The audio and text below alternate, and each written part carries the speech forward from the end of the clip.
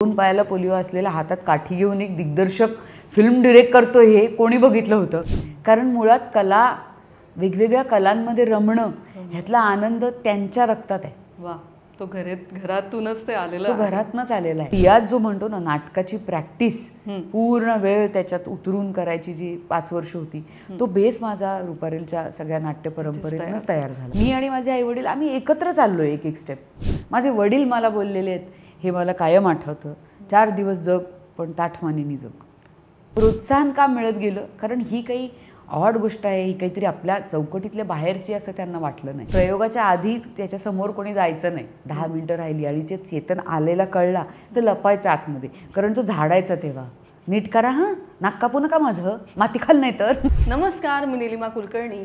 नवरात्रीच्या सर्वांना खूप हार्दिक शुभेच्छा. नवरात्रीचा हा उत्सव आहे खरं तर स्त्री शक्तीचा, स्त्रीच्या सन्मानाचा, आणि म्हणूनच नवशक्तीमध्ये आपण रोज कोणाला तरी छान एका स्त्रीला भेटतोय आणि तिचा सन्मान करतोय. आणि आज आपल्या स्टुडिओमध्ये आलेली आहे वीणा जामकर. गेली अनेक वर्ष सातत्याने चांगलं, उत्तम, दर्जेदार अभिनय करणारी आणि दर्जेदार कलाकृतींमधून आपल्यासमोर आलेली वीणा जामकर आज आपल्या स्टुडिओमध्ये आहे. वीणा, खूप स्वागत आहे तुझं, अगदी मनापासून स्वागत. थँक्यू नीलिमा. आणि जसं मी म्हटलं की नवरात्रीचा हा उत्सव आहे तो स्त्रीच्या सन्मानाचा आहे, आणि तुझं तर म्हणजे मी काय, माझं किती कौतुक करावं असं आहे, कारण गेली अनेक वर्ष खूप उत्तम काम तू करत आलेली आहेस. आणि आता एक छान सिनेमा आपल्या भेटीला तू घेऊन आलेली आहेस, ते म्हणजे कुर्ला ते वेंगुर्ला.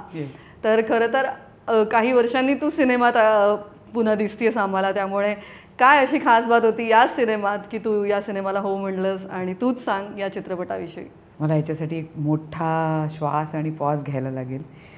सगळ्यात आधी म्हणजे नीलिमा, आपण दोघी थिएटरच्या मैत्रिणी, तू ललित कला केंद्रातनं, मी रुपारेल कॉलेजमधनं, आणि 20 वर्ष झाली, त्याहून कमीत कमी 20 वर्ष झाली तर आपण एकमेकीला ओळखतोय.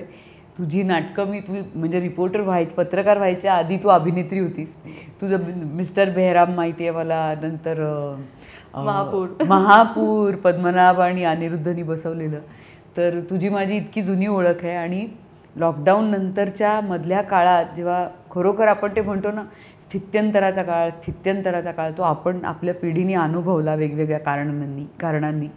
आणि खूप बरं वाटलं मला. आपण दोघी, मी तुझ्यासमोर अशी, अरे नीलू तेव्हाची, आपण एकत्र बसून एका ताटात जेवलोय, ती नीलू. आणि नवशक्तीच्या स्टुडिओत येऊन तुला कसं वाटलं? एकदम हे इथला एरिया म्हणजे काय, नरिमन पॉईंटचं हे सुंदर समुद्र, आणि मस्त वाटलं मला. तुझ्यासाठी छान वाटलं की तू किती मस्त स्टेप बाय स्टेप प्रोग्रेस करत तू इतक्या छान ठिकाणी काम करतेस आणि आम्हाला विसरली नाही.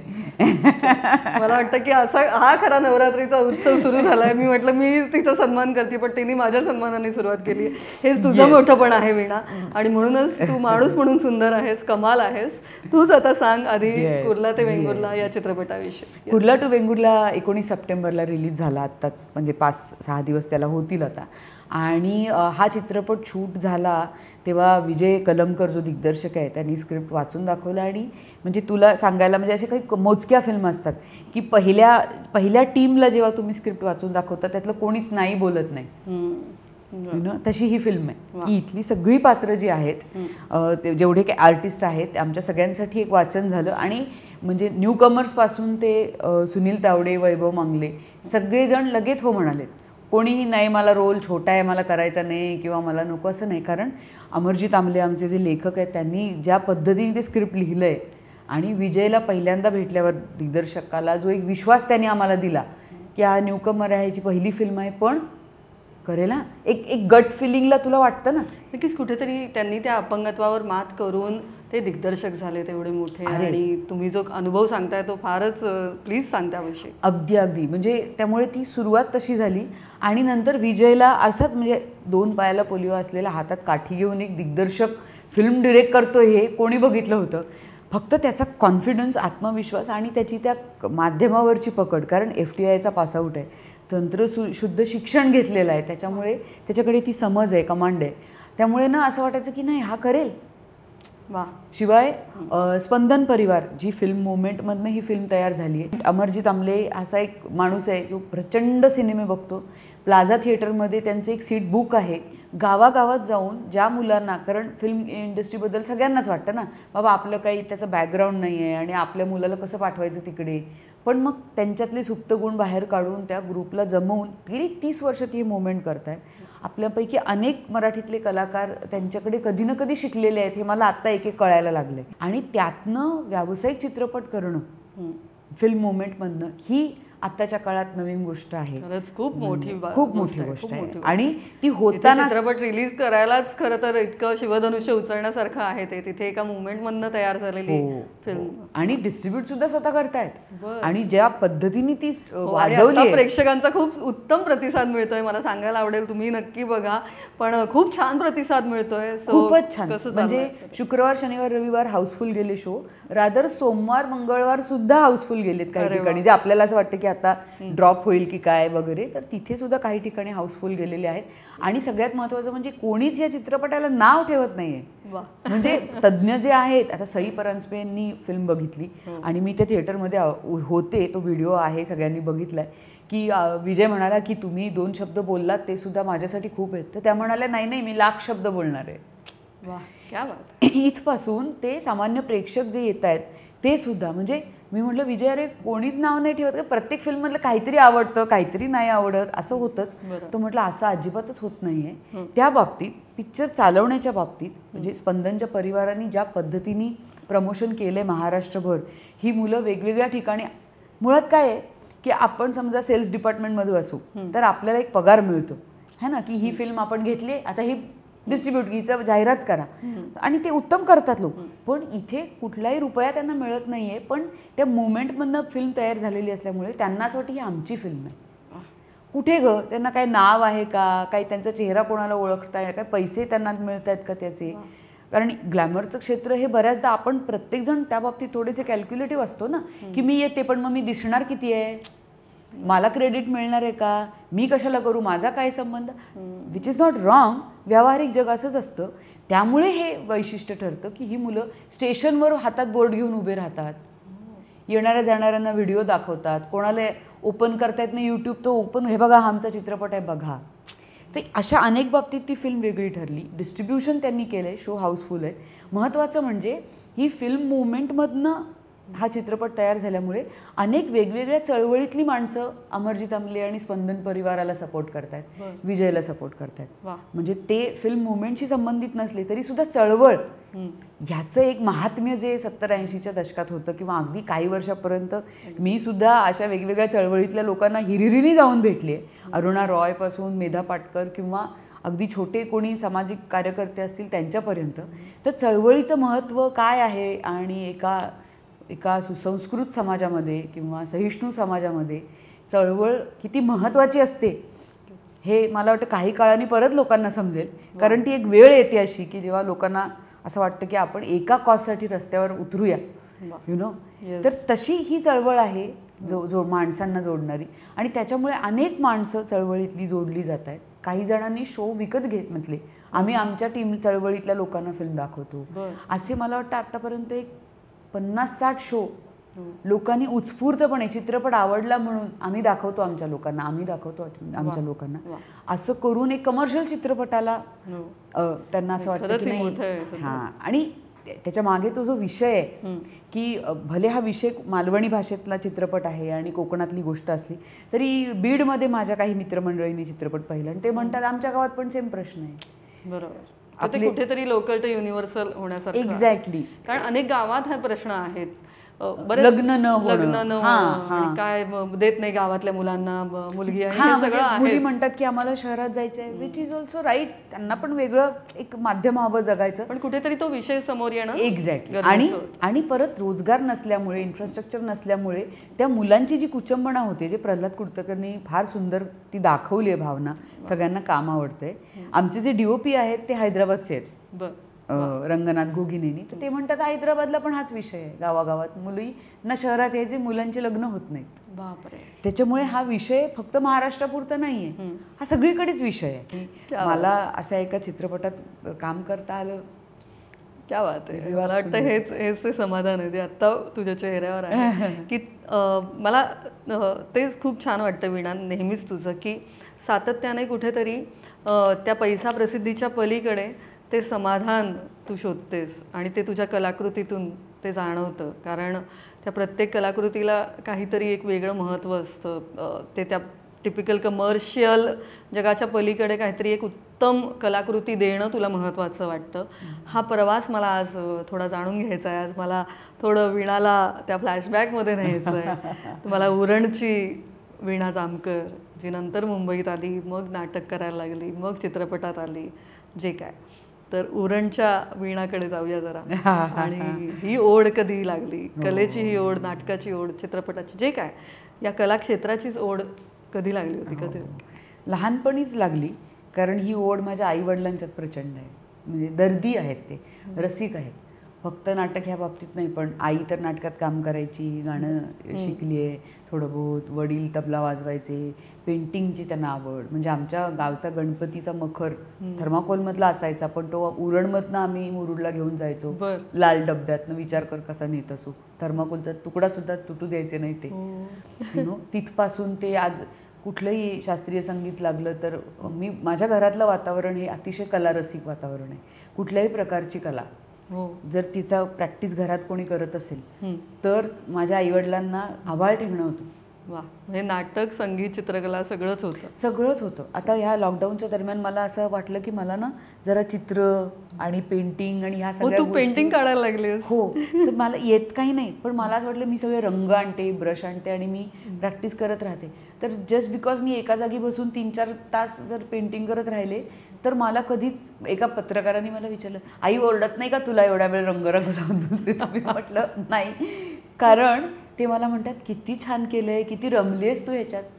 कारण मुळात कला, वेगवेगळ्या कलांमध्ये रमणं ह्यातला आनंद त्यांच्या रक्तात आहे. वा, तो घरातूनच ते आलेलं, घरातनंच आलेला आहे. त्यामुळे मला असं वाटतं ती जी उरणची वीणा होती, जिला कळत नव्हतं की मी काय करते. आईने मला नाटक करायला शिकवलं, मी केलं. कोकणात नाट्य परंपरा घराघरात असते, कोणीतरी एक नाटक करणारं असतं, त्यामुळे मी करत होते. पण प्रोत्साहन का मिळत गेलं? कारण ही काही ऑड गोष्ट आहे, ही काहीतरी आपल्या चौकटीतल्या बाहेरची असं त्यांना वाटलं नाही. रादर आपलं एक मूल कलाकार होतंय, तर त्यांनी स्वतःच कधी तो विरोध कधीच नव्हता. विरोध नाही आणि हिशोब नाही केले.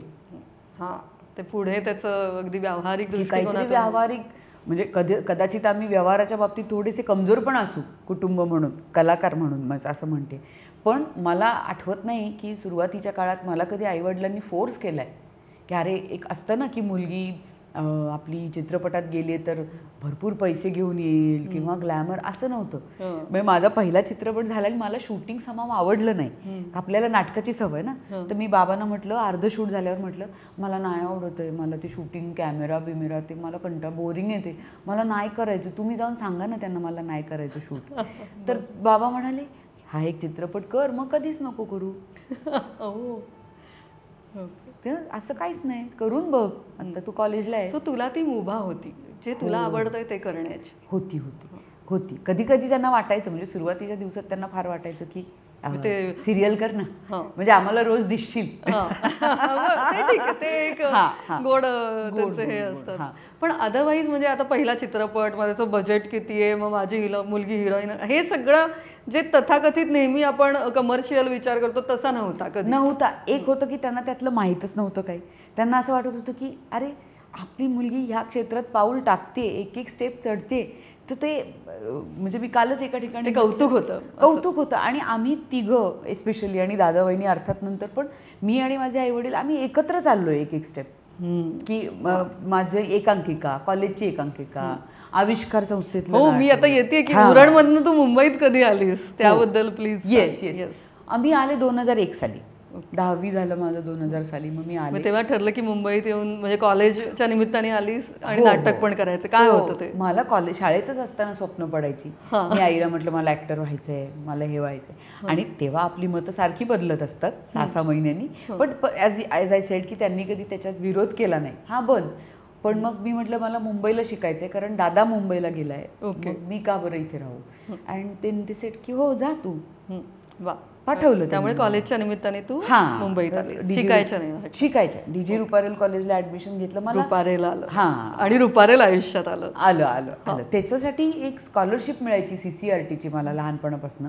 तर त्याचा इंटरव्ह्यू होता तेव्हा 10वी नंतर नालंदा विद्यापीठ जुहूचं तिथे. तर कमलाकर सोनटक्के तेव्हाचे ज्येष्ठ समीक्षक, नाट्य समीक्षक ते होते ह्याला इंटरव्ह्यूला. आणि त्यांना मी सांगितलं मला ॲडमिशन घ्यायचं, तर त्यांनी सुद्धा रुपारेलवर शिक्कामोर्तब केलं होतं तेव्हा. वा, की जा रुपारेलला जा असं. नक्कीच. मला वाटतं की योग्य कॉलेजमध्ये तू आलीस आणि तिथे नाटक आणखी सुरू झालं, म्हणजे जोमानी. तिथून जोरदार म्हणजे 5 वर्ष पूर्ण कॉलेजची एकांकिका. कॉलेजचे दिवस अप्रतिम. किती सुंदर नाटकं केली आहेत आम्ही, कोणाकोणाची. विजय तेंडुलकर, एलकुंचवार, मीरो गावरान, शेक्सपियर. वा, कोणती नाटकं होती? विजय तेंडुलकरांचं काळोख, महेश एलकुंचवारांचं प्रतिबिंब, नंतर मीरो गावरांचं खेळ मांडीला आविष्कारला केलं होतं. नंतर डॉल्स हाऊस, हेनरी गिब्सनचं डॉल्स हाऊस, त्याचं माणूस घर नावाचं नाटक केलं होतं.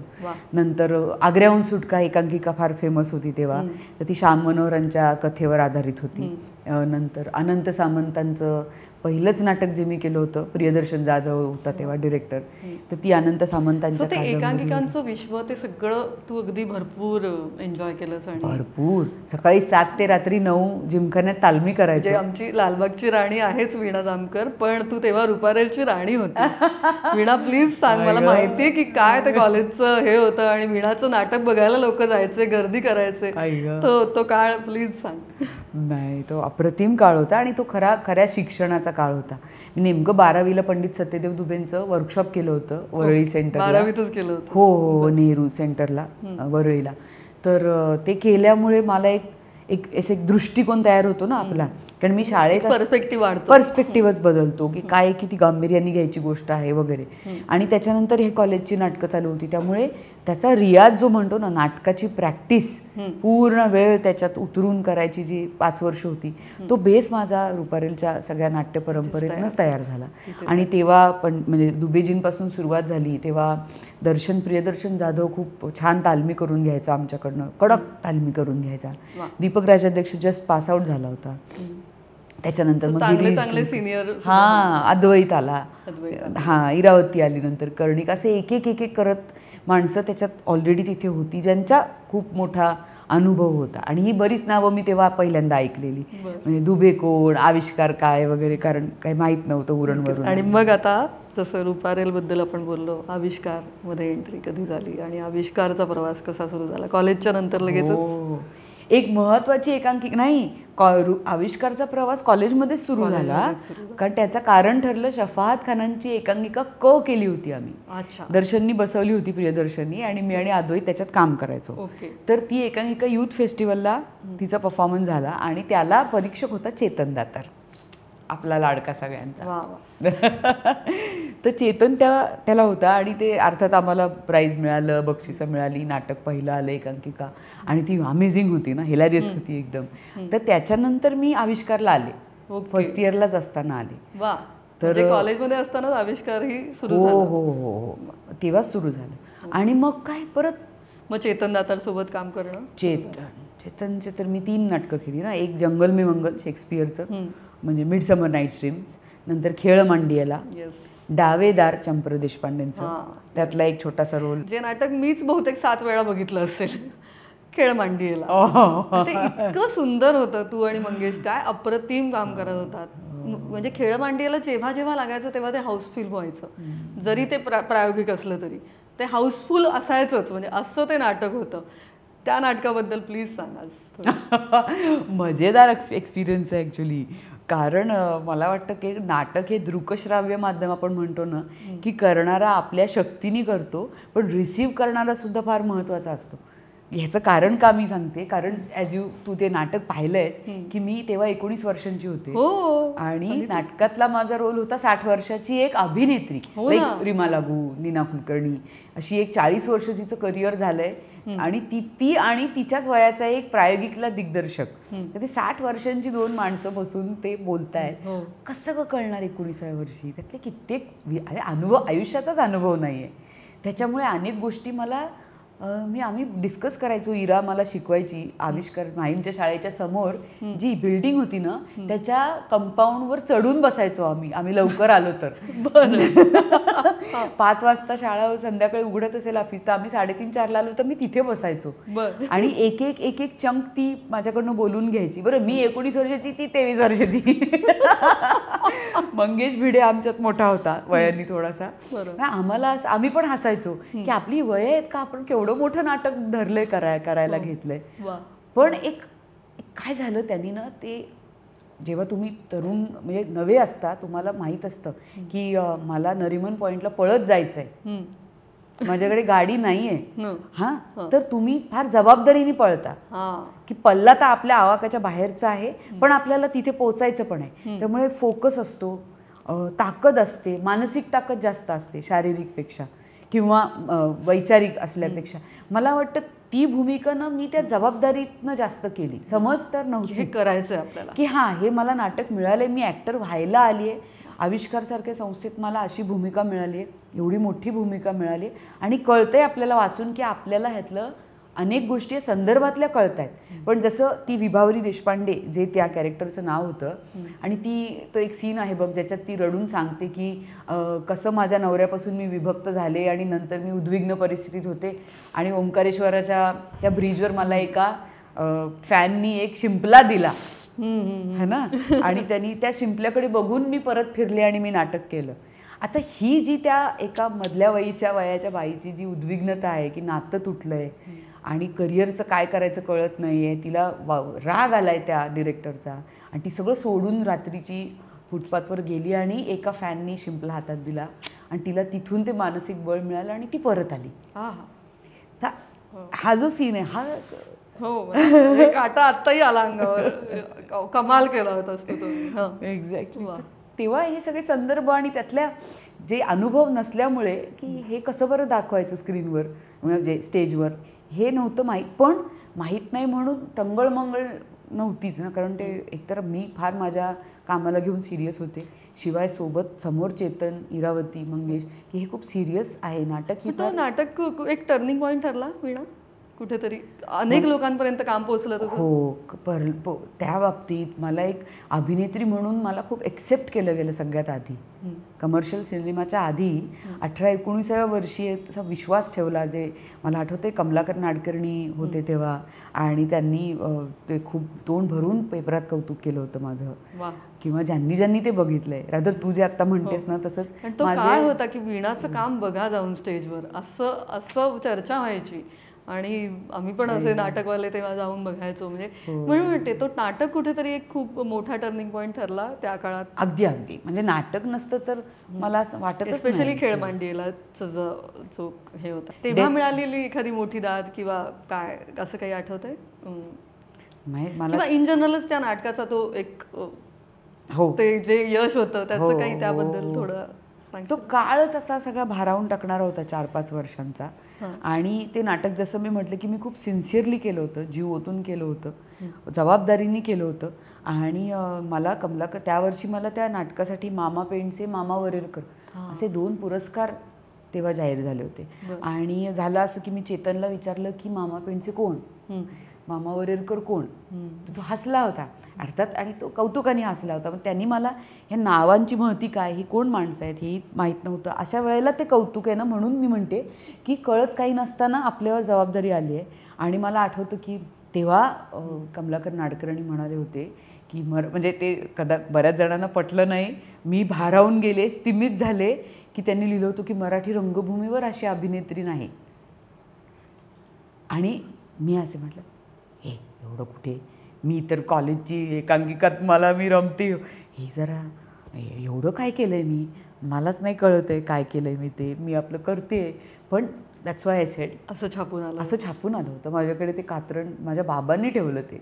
आणि तुला सांगू माझे वडील सुद्धा मला आजही म्हणतात तुझ्या सगळ्या पुरस्कारांपेक्षा हे मोठं वाक्य आहे, म्हणजे हे मोठी दाद आहे मोठं. आणि या वाक्यानंतर मी खरोखर घाबरले, म्हणजे मला जबाबदारी पेलता आली नाही एवढी मी घाबरले होते. दडपण आलं अर्थातच, कारण वयच लहान असतं ना गं. पण एवढंच आहे की माझ्या अवतीभोवती जी माणसं होती, जे माझे आई वडील, की असं डोक्यात हवा बिवा जायचा प्रश्नच नव्हता. रादर मला कळलं की आपलं नाटक खूप उत्तम, म्हणून मी म्हटलं की दृकश्राव्य माध्यम काय आहे, करणारा त्याच्या कुवतीने करतो. जेव्हा माझी कुवत व्यक्ती म्हणून कमी होती, भले मी सिन्सिअर असेल, पण ऐकणाऱ्यांनी पण किती रसिकतेने ते ऐकलं आहे, किती त्याचे कंगोरे बघितलेत. आणि म्हणून ते नाटक असं कलाकार आणि प्रेक्षक अशाच दोघांचं असल्यामुळे मला वाटतं माझे वडील सुद्धा आजही आठवण काढतात की तसं नाटक दुसरं झालं नाही. खरंच म्हणजे वीणा मला आठवतंय ते नाटक, तो प्रयोग, म्हणजे ते अनेक प्रयोग मी असे जाऊन बघितले. पण तेच आहे की तुम्ही तेव्हा ललितला होतात सगळे, आम्ही सगळे यायचो मुंबईला, म्हणजे हे नाटक किंवा पुण्यालाही आलं की बघायलाच पाहिजे असं होतं ते. तर वा, म्हणजे एकंदर कुठेतरी तो नाटकाचा एक सुवर्ण काळ तुझ्यासाठी तो होता, तुझ्यासाठी, आणि त्या नाटकाने भरभरून दिलं. येस.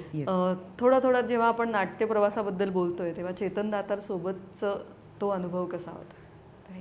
चेतन गेला ना तिथेच खूप मला असं वाटतं की नुकसान झालं आपलं, माझ्या पिढीचं, माझं वैयक्तिक नुकसान झालं.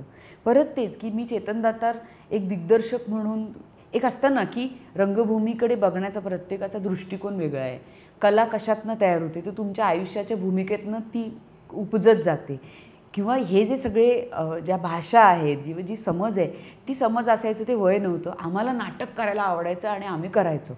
पण हळूहळू जसं वय वाढत गेलं, मी चेतन गेला तेव्हा मी 21-22 वर्षाची होते, 23, आणि नंतर त्याची उणीव मला जास्त भासत गेली की जो एक मार्गदर्शक असायचा, तिथे खुर्चीवर बसलेला असायचा, असाच हात ठेवून, माहिती ना, 2 हात असे घेऊन बसायचा, एक पाय टाकून, आणि आपण काही जाऊन त्याला चेतन काय करू रे, चेतन हे करू का, तर तो एक हक्काचा माणूस जो होता, जो तुम्हाला मिसलीड करायचा नाही, जो तुम्हाला सगळ्या व्यावसायिक काय, नाटक प्रायोगिक काय, पिक्चर काय, हे काय, ह्या सगळ्याची एक ग्रूम करायचा तुम्हाला. तुमच्यासाठी तो एक व्यक्ती होता की चेतनचं ऐकूया तर आपल्याला योग्य मार्ग मिळेल.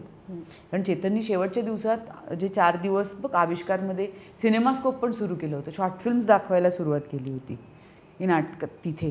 तर एवढा क्रिएटिव्ह माणूस, एवढा अफाट वाचन, समज, आणि प्रायोगिक रंगभूमीच त्याच्यासारख्या माणसाने का निवडावी, एवढा तो टॅलेंटेड होता. पण त्याची त्या मागे भूमिका होती की मला हे माध्यम सगळ्यात जास्त आवडतं. खरं तर निलिमा, मला आजसुद्धा प्रायोगिक नाटकं इतकं काळजात लपलेलं काहीच नाही वाटत.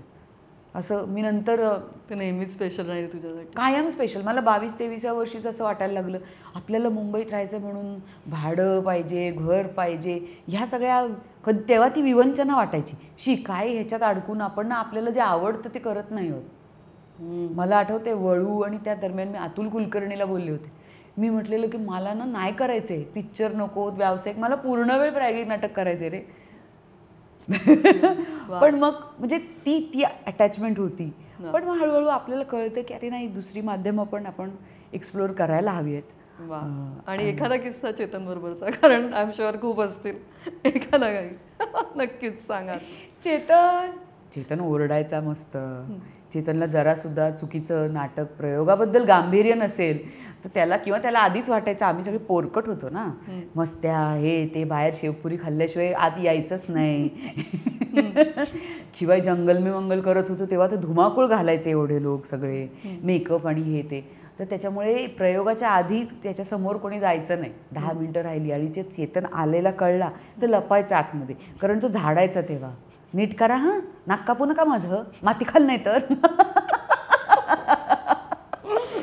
तर ते सगळं ओरडायचा तो. पण कधीच त्याच्या ओरडण्याचा कोणाला असा राग नाही आला की हा काहीतरी घालून पाडून बोलतो, प्रेमाने असायचं. तो एक म्हणतो ना की दिग्दर्शक truly a captain of the ship, तसं ते सगळं असेल तेव्हा. तो खरा कॅप्टन होता तुमचा. हो. आणि त्याची माझी शेवटची भेट, जी मला माहीत नव्हती की ही त्याची माझी शेवटची भेट आहे, की मी वदनी कवळ घेता नाटक करायचो, इराणी लिहिलेलं. त्याचा प्रयोग झाला रात्री तिथे, आणि झाला म्हणून मी आपली घाईघाईत निघाले. मी आय थिंक काळा चौकीला राहायचे तेव्हा. तर तो प्रयोगाला आला होता आणि तब्येत उतरलेली तेव्हा त्याची. मी विचारलेलं, पण काय झालं रे तुला, एवढी का तब्येत उतरली? काही नाही गं. म्हटलं जाऊ दे, बरं नसेल. I had no idea at all की तो इतका गंभीर आजारी आहे. आणि त्यांनी नाटक थोडंसं बघितलं आणि मी अशी घाईघाईत निघालेले बॅग घेऊन त्या मेकअप रूममधनं, आणि म्हणाला पाहिलं मी प्रत्येक, मला थांबवलं लिटरली. आणि मी ऐकायच्या मूडमध्ये नव्हते की मला घाई झाली, मला जायचं आहे, मला बस नाही मिळणार. मग पाहिला, छान केलंस, फक्त ह्या 4 गोष्टी ॲड कर, असं कर, पुढच्या वेळेला प्रयोग करशील तेव्हा असं कर. आणि मी लिटरली घाईघाईत ऐकलं. हो का, हां हां बरं बरं, अच्छा बरं, ठीक आहे ठीक आहे, येते हां. आणि मला नंतर मला अजून त्याची ती नजर आठवते की तो असा असतं ना, मला असं वाटलं की ती शेवटची नजर असते ना, की ती त्याला माहीत होतं, मला माहीत नव्हतं. आणि मग 7-8 महिन्यांनीच कळलं मला की तो गेला. असं एक रिकामी बाजूच्या पहिला दिवस तालमीचा त्या दिवशी न्यूज आली. आणि मग मला कळलं की ती मी जी भेटली ती शेवटची भेटली. आणि तो असा कुठेतरी नजरेने सांगत होता की थांब ना गं, थोड्या वेळ थांबा सगळे. आय शुअर ते नक्कीच फार कठीण होतं आणि इतकी वर्ष काम केलेल्यांना ते नक्कीच तो एक मोठा धक्का होता तेव्हा. आता बॅक पण अशी माणसं, पण ही माणसं आली जीवनात, योग्य वेळी आली, योग्य टप्प्यांवर आली, याचं महत्त्व आहे अतिशय. ह्या सगळ्यांनी घडवलं, माझं करिअर घडवलं. आज जे काही माझं नाव झालंय, जे काही लोक मला 4 भूमिकांसाठी आठवण काढतात किंवा जे कौतुक करतात. अशी अजून कोणती माणसांबद्दल सांगायला आवडेल की जी माणसं योग्य टप्प्यावर आली? पंडित सत्यदेव दुबे. मी तसं नृत्याचा फार मी प्रॅक्टिस केली नाही तेव्हा, मी कथक वगैरे शिकले होते.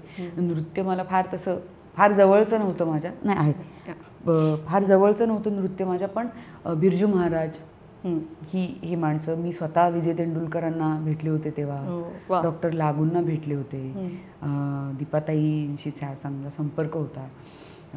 त्याच्यानंतर चित्रपट क्षेत्रामध्ये मला वाटतं दिग्दर्शक म्हणून अनेक चांगली माणसं होती. आणि कोणी असं सांगितलेलं एखादी काही गोष्ट जी फक्त करिअर म्हणून नाही तर एक माणूस म्हणूनच लक्षात राहील, अशी कोणीही कोणत्याही मोठ्या दिग्दर्शकाने असेल किंवा कोणीही सांगितलेली या प्रवासात अशी एक गोष्ट जी कायम लक्षात राहील? मला 2 माणसं, आता मला बरंच काय काय घडलेलं असतं त्यामुळे पटकन आठवत नाही, पण दोन व्यक्ती आणि त्यांची वाक्य मला आठवत आहेत जी मला सांगते मी. मला पहिलं चेतननीच, नाटक चालू असतानाच चेतन दातार, आपल्याला एक मुली म्हणून फार बुजरेपण असतं स्वभावामध्ये. मी तर खूपच होते तेव्हा, बोलायचे नाही, शारीरिक बुजरेपण फार असतं. तर त्यांनी मला तो सल्ला तेव्हा असा नजरेत बसून बोलला होता की तू मुलगी आहेस, याच्याबद्दल तुला लाज बाळगत असशील तर ते चुकीचं आहे. कुठल्याच बाबतीत लाज बाळगू नको. ती इनिबिशन्स नाही पाहिजे, ती इनिबिशन फिजिकल, इमोशनल, मेंटल, ते बाळगू नको. आणि मी तेव्हा आपली हो हो हो हो, पण ते वाक्य आठवतात मला की अरे कोणतरी आपल्याला हे बोललं होतं. ते उरणहून आलेल्या वीणासाठी ते फार गरजेचं, तेव्हा फार गरजेचं होतं. माझे वडील मला बोललेले आहेत हे मला कायम आठवतं, 4 दिवस जग पण ताठमानेनी जग. क्या बात आहे. खरंच हॅट्स ऑफ टू काका. येस. आणि एक सुधीर 4 दिवस जग पण ताठमानेनी जग. आणि ते तू आयुष्यभर फॉलो करत आली आहेस खरंच. हो, जमवते म्हणजे त्याच्यात फार काय म्हणतात, सोपं नाही आहे ते. तुम्हाला काय म्हणतो, पेशन्स फार ठेवायला लागतात, भूमिका स्पष्ट असल्यावर त्याग करावा लागतो, राग गिळावा लागतो. सगळं जे चाललंय त्यातल्या अनेक गोष्टी पटत नसतात, मनस्थिती बऱ्याचदा अस्थिर होते, पण तरीसुद्धा हे शब्द बळ देतात ना. अशी माणसं भेटलीत त्यामुळे असं वाटतं की कोणाला निवडू. मला खूप सोपं जातं ह्यांचे शब्द आणि ही माणसं, यांची वाक्य. असं वाटतं की चॉईस हीच राहिली पाहिजे आपल्याला, आपली. छान आहे की आपण चांगलं जगतोय. आणि मग हा चॉईस महत्त्वाचा ठरतो. चित्रपटांची निवड जेव्हा तुझी सुरुवातीपासूनच बऱ्यापैकी ती तू ठरवत ते कामं निवडत गेलीस किंवा जी कामं येत गेली त्याच्यातनं तू चॉईस हा फार इम्पॉर्टंट असतो कोणत्याही अभिनेत्रीसाठी. मी खरं सांगू तुला, माझे जेवढे सिनेमे मी केले जे आता लोकांना आवडतात किंवा मला मागे वळून बघताना वाटतं मी किती चांगले सिनेमे केले आहेत, ह्यातले बरेचसे सिनेमे माझ्याकडे चालून आलेत. ओके. आणि ह्या व्यतिरिक्त असं काही खूप चांगल्या कामामुळे चालून आलेले, एकामुळे दुसरं, दुसऱ्यामुळे तिसरं, एखाद्या चांगल्या कामातनं दुसरं चांगलं काम येतं, तसं वाटलं तुला? तसं चाल. आणि तेच म्हणते की ते आपल्याकडचं ते नाट्य परंपरा, चित्रपट आणि लिटरेचर ह्या सगळ्यातली ती माणसं असल्यामुळे, सगळे कंटेम्पररीज त्या बाबतीत तू स्वतःला भाग्यवान समजतेस की ते चांगल्या कामातनं चांगलं काम येत गेलं? अगदी येत गेलं. मी काय निवडलं असेल तर how to proceed with that work, की स्क्रिप्ट निवडणं, कुठली संधी माझ्याकडे चालून येईल. अगदी 7-8 पैकी एखाद चित्रपट मी वाचून नाही म्हटलं असेल, पण त्यातले बरेचसे चित्रपट हे आले, मला आवडले, मी केलेले आहेत. आणि ते चांगलेच आले ते, कारण तेव्हा आपल्या हातात नसतं ना. मी शिकत आपण सिनेमा करत करत शिकतो सिनेमा म्हणजे काय, त्यातलं तंत्र काय, कसं होणार, वर्क काय होईल काहीच माहीत नसतं. त्यामुळे काही चित्रपट मी जाऊ दे, चल नवीन, म्हणजे फार काही असं प्रॉमिसिंग वाटत नाही, पण आपल्याला पैसे पण हवेत, असू दे आपण काम करूया, आपल्याला सवय होईल कॅमेऱ्याची, असे चित्रपट केलेत. पण त्यातले बरेचसे गाजले कारण कंटेंट खूप उत्तम होतं. आणि अनेक महोत्सवात गाजलेले, वळू, विहीर तर किती महोत्सवात गेले. हो हो हो. मी निवडलीचा पाऊस तर सगळीकडेच गेला तो, इंटरनॅशनली. म्हणजे मला खूप नंतर कळलं की तेव्हा जेव्हा आता म्हणजे ॲमेझॉन वगैरे हे सगळं नव्हतं, अँड्रॉइड टीव्ही नव्हता, तेव्हा सुद्धा घाबरीचा पाऊस बॉलिवूडमधल्या अनेक लोकांनी बघितली होती. श्रीदेवी मॅडम पासून अनेकांनी बघितली होती. हो, काय सांगतेस. हो, त्यामुळे मला पण असं OTTच्या आधीचा सिनेमा जो अनेक लोकांपर्यंत पोहोचला.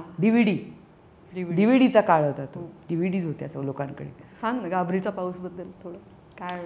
ती आउटस्टँडिंग वळू नंतरची फिल्म होती ती. सतीश मनवर आपला यवतमाळचाच आहे, त्याच्यामुळे त्यांनी ती लिहिली होती स्वतः.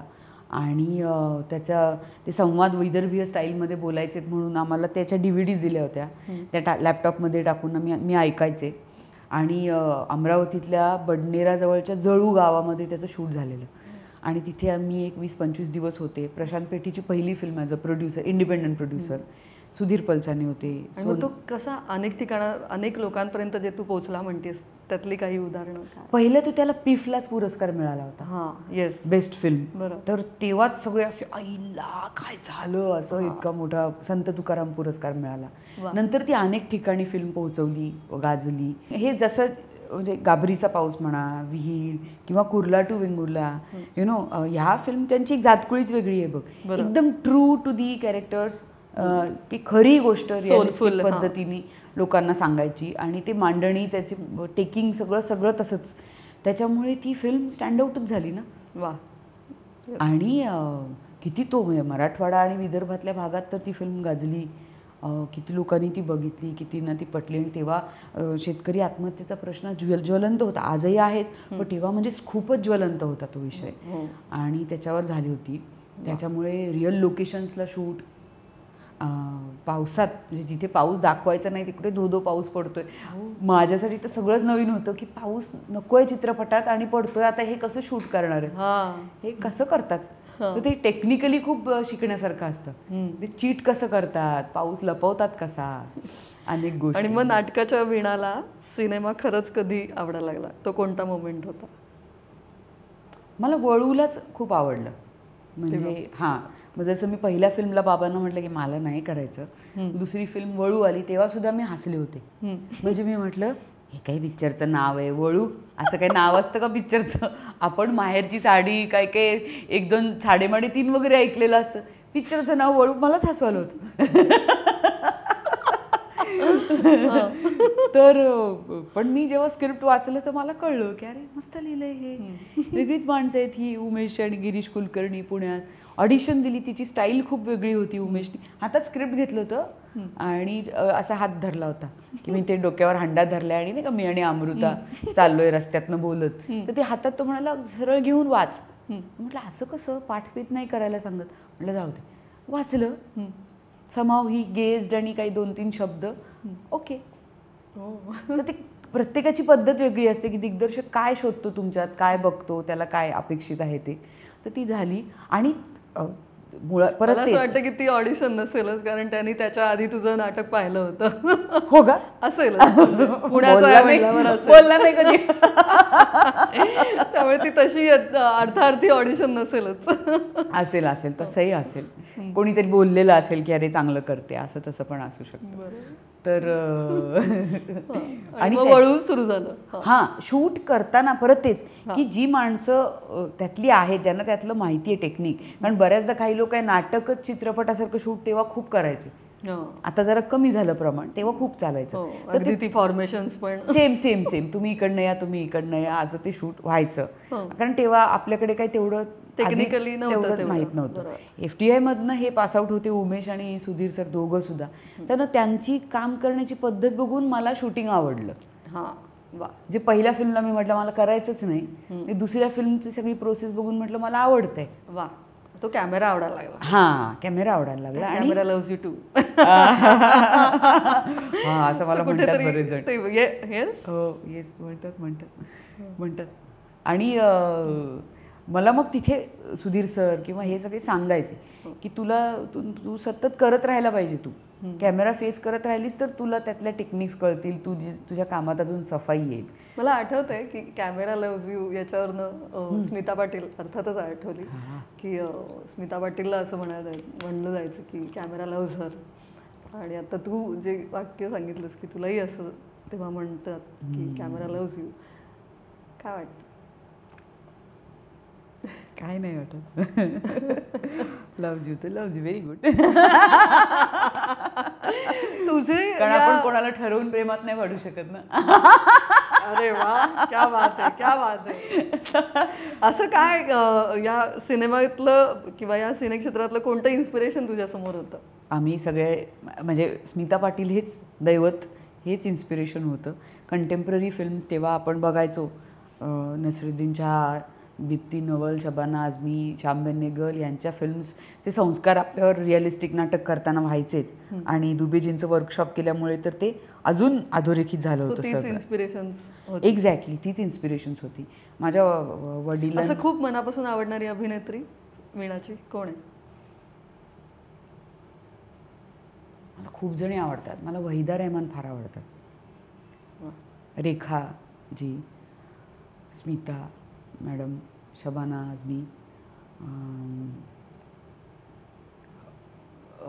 केट विन्स्लेट आउटस्टँडिंग. म्हणजे सध्याच्या काळात मला सगळ्यात जास्त असं वाटतं की हे असं बनवा ना प्लीज, असं लिहा ना, अशी स्त्री पात्र आणा की समोर.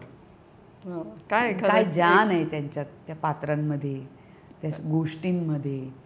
एक स्त्री काय ड्रीम रोल आहे की ड्रीम रोल असं काही आहे किंवा काय असं जे वाटतं तू सांगतेस तेच थोडं एलॅबोरेट. ड्रीम रोल पेक्षा ना मला तेच असं वाटतं की आपला जो एक पठडी होती ना, चौकटीत विचार करायची, जी मला सुद्धा सवय होती एकूण वातावरणामुळे, घरातल्या वातावरणामुळे. जसं तू 19व्या वर्षी 60व्या वर्षीच्या अभिनेत्रीचा रोल तेव्हा केला होतास नाटकात, तर असे ते वेगवेगळे रोल्स खुणावतात. काय आहे ते? मला स्त्री, मला एक आत्ता मला असं वाटायला लागलं की एक स्त्री म्हणून तिचं अभिव्यक्त होणं जे आहे ना, ज्याच्यामध्ये कुठलेही नीती नियम, नैतिकता, समोरच्याला काय वाटेल ह्याच्यात फक्त बोल्डनेस नाही आहे किंवा फिजिकॅलिटी नाही आहे, पण बऱ्याचदा मला किंवा तुलाही होतं की आपल्याला बोलताना खूप विचार करतो आपण, ह्यांना काय वाटेल, हिला काय वाटेल, घरातल्यांना काय वाटेल, बाहेरच्या. आपण असे पिंजऱ्यातलंच आहोत, कुचंबणा फार होते. स्त्रीचं स्वातंत्र्य, अभिव्यक्ती स्वातंत्र्य हे खूप जास्त एक्सप्लोर मला असं वाटतं मी माझंच केलेलं नाही आहे. आणि म्हणून मला वाटतं बऱ्याचदा आपल्या भूमिका चित्रपटातल्या ह्या रिस्ट्रिक्टेड राहतात.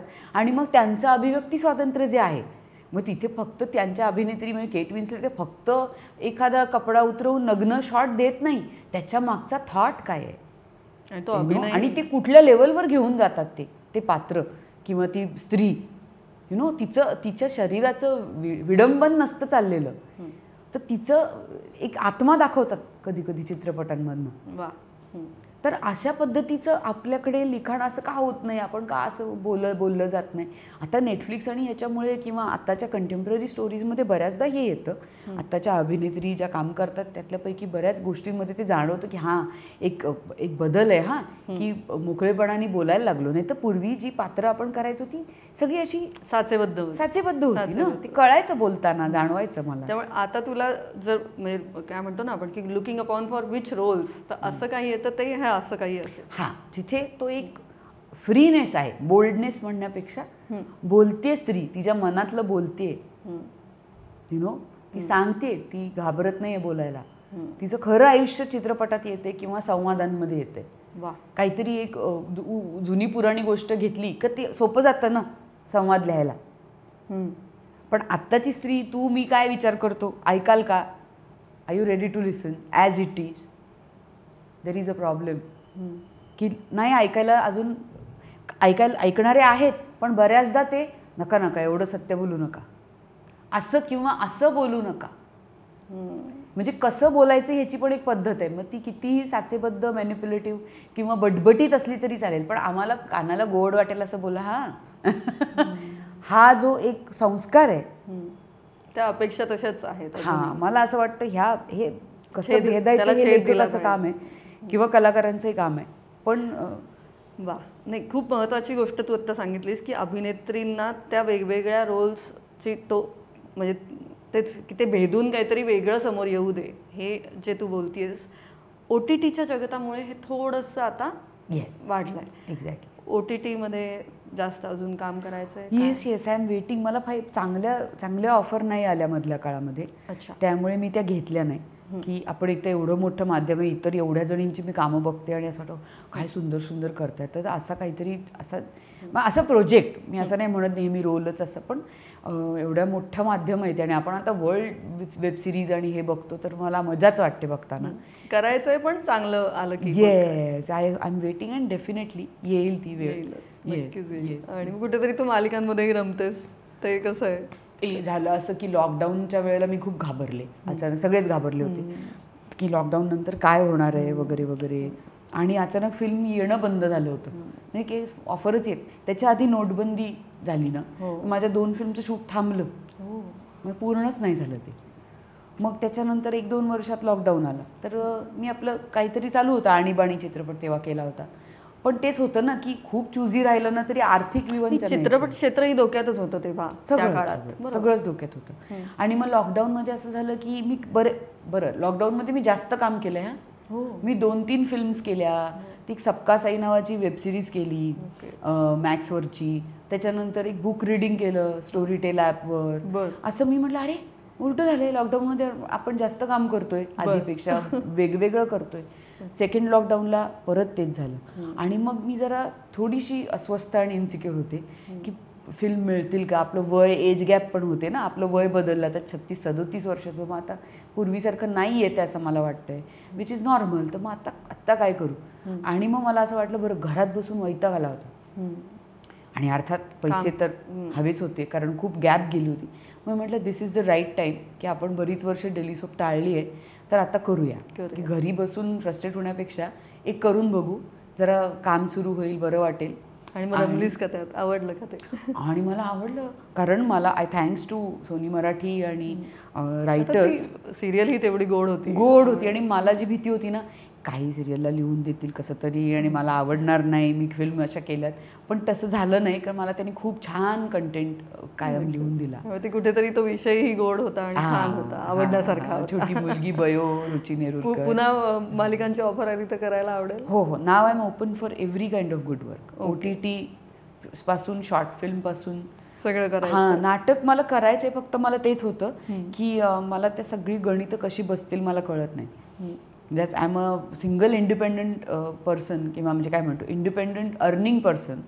त्यामुळे मला असं वाटतं की मला आत्ता I want to focus on money making also, फक्त क्रिएटिव्हिटी नाही. जी की सुरुवातीला मी खूप मिनिमलिस्टिक लाईफ जगले, खूप कमी गरजांमध्ये राहिले, कारण मला ते पॅशन होतं की मला उत्तमच काम करायचं आहे, मला निवडूनच काम करायचं आहे. माझ्याकडे कार नाही चालेल, माझ्या घराला रंग नाही चालेल, सगळं चालेल, पण मला इकडे कॉम्प्रोमाइज करायचं नाही. जे मी तसं जगले, मी तसं केलं. पण आता मला पैसे मॅटर करतात, त्याच्यामुळे मी आता डेली सोपमधनं खूप चांगले पैसे मिळतात. वेळ जातो, कष्ट भरपूर आहेत, पण नक्कीच. आणि फिल्म्स तर आहेतच करायच्याच. येस फिल्म्स आता बघूया. कुर्ला टू वेंगुर्ला खूप आवडते. नक्कीच. आणि जाता जाता मी 1-2 प्रश्न हे विचारेन की असे कोणते दिग्दर्शक आहेत ज्यांच्याबरोबर काम करायचंय? मला हंसल मेहतांबरोबर काम करायचं आहे. वा. येस, मला नागराज मंजुळेची एखादी फिल्म करायला नक्की आवडेल. नागराज एक. त्याच्यानंतर वेबसिरीजमधले अनेक दिग्दर्शक किंवा अनुराग कश्यप किंवा त्यांचा एक जॉनरा खूप वेगळा आहे, ते करायला आवडेल. SS राजमौलींबरोबर काम करायला आवडेल. अर्थात तिथे कोणाला नाही आवडणार, पण मला त्या फिल्म मेकिंग म्हणजे ते त्या जगाचं सगळ्यांनाच अद्भुत वाटतं, तर तिकडे मला जायचं आहे. कारण मला ते बघायचं की आपण जे वर्षानुवर्ष केलं हे वेगळं काय करतात. साऊथचे सिनेमे बघतेस? बघते आवडीने बघते मी, मला आवडतं.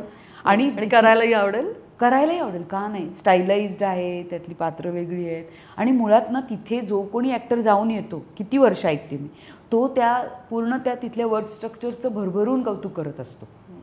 ना आपण पण येता जाता बोलतोच बघ, अरे साऊथचे लोक किती चित्रपटाला उचलून धरतात वगैरे, पॅशनेटली. हां, पण ते मी तिथल्या लोकांपेक्षा तिथे काम कसं चालतंय मला बघण्यात प्रचंड उत्सुकता आहे. त्यामुळे ते एकदा करून बघायचं. येस येस येस, मला करून बघायचं आहे ते. वा. आणि जसं मी म्हटलं की हा स्त्री शक्तीचा जागर आहे आणि हा स्त्रीचा सन्मान आहे, त्यामुळे एकंदर आपण एक एक ज्या छान गोष्टी होतोय.